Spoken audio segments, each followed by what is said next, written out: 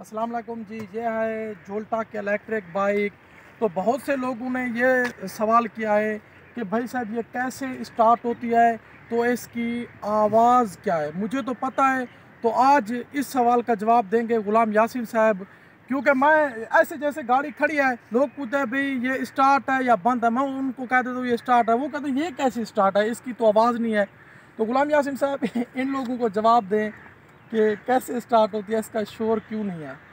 भाई साहब, ये शोर होता है इंजन में। इसमें इंजन नहीं है, ये एक इलेक्ट्रिक बाइक है। इलेक्ट्रिक बाइक में कोई शोर वगैरह नहीं होता। ये स्टार्ट खड़ी है, आपने बंद कर दी, ये बंद हो गई है, आपने स्टार्ट की, ये स्टार्ट हो गई है। इसमें शोर सलनसर कुछ भी नहीं है। ठीक है, इंजन नहीं है तो शोर नहीं है। नाज़रीन आपने सुन लिया। क्योंकि गुलाम यासीन साहब कहते हैं इंजन का शोर होता है, इंजन के जो वाइब्रेशन होती है और इसके साथ जो सलेंसर लगा होता है उसी का शोर होता है।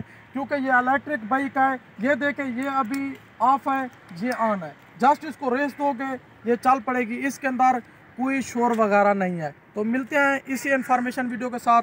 अल्लाह हाफिज़।